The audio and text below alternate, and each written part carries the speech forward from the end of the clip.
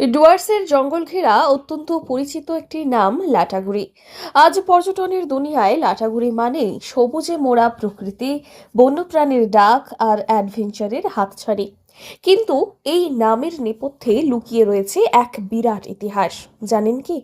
স্থানীয় ভাষায় লাঠা মানে বড় কাঠ, আর সেই লাঠা থেকেই এসেছে লাটাগুড়ি নামটি। গরুমারা জাতীয় উদ্যান লাগোয়া এই প্রাচীন জনপদ একসময় কাঠের ব্যবসার জন্যই পরিচিত ছিল। কাজকে কেন্দ্র করে এখানকার স্থানীয় যারা লোক, যারা এখানকার স্থানীয় লোক, তারা কাজকে লাঠা বলতে, এখনো লাঠাই বলে। তো লাটাগুড়ি অ্যাকচুয়ালি উত্তরবঙ্গের 3টা জায়গা ছিল কাঠের আড়ত টাইপের। আলিপুরদুয়ারের দমনপুর,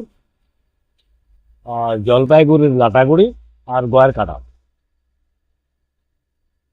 তো এখানকার স্থানীয় লোকেরা কাঠকে বলতো লাঠা। তো এই লাঠা থেকে পরবর্তীতে অপভ্রংশ হয়ে লাটাগুড়ি হয়েছে। টি টিম্বার ট্যুরিজম, এই টিম অর্থাৎ চা। এই 3 টি এর মেলবন্ধনে পরিচিত জলপাইগুড়ি জেলা আজ বড় পরিবর্তনের মুখে। চা ও কাঠ, এই 2টি ক্রমশ ম্লান হয়ে আসছে, যার সরাসরি প্রভাব পড়ছে লাটাগুড়ির আর্থসামাজিক জীবনে। একসময় এই এলাকায় 13টি করাত কল ছিল, যেখানে যুক্ত ছিলেন হাজার হাজার মানুষ। বর্তমানে সেই সংখ্যা নেমে এসেছে মাত্র 4টিতে।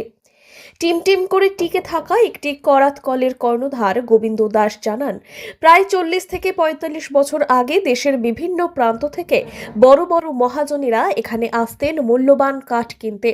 তখন কাঠ কেনা বেচার বড় আড়ত ছিল দমনপুর, আলিপুরদুয়ারের। কাঠেরই কারবার, লাঠা মানে কাঠকে একসঙ্গে লাঠা বলে। লাঠা বলতে লাটাগুড়ি। এই আগে কত এই কাঠের কারবার কত এই এলাকার তো এ হচ্ছে একদম কংগ্রেস পিরিয়ড থেকে সেই কাঠের কারবার চলতো। তো বর্তমানে কত? 16টা মিল ছিল। বর্তমানে বর্তমানে এখন হচ্ছে 1টা, 2টো, 3টে মিল। তার থেকে কি লাটা হ্যাঁ, তার থেকে লাটাগুড়ি। গয়ের কাটা এবং লাটাগুড়ি, এই 3 জায়গায় আজ আইনি জটিলতা, বন সংরক্ষণের কড়াকড়ি, কাঠ চোরাচালান এবং পর্যাপ্ত বৃক্ষরোপণের অভাবে কাঠের যোগান ক্রমশই কমছে। ফলে একসময় টিম্বার হাব লাটাগুড়ি আজ অনেকটাই ম্রিয়মাণ। তবে আশার আলো দেখাচ্ছে পর্যটন।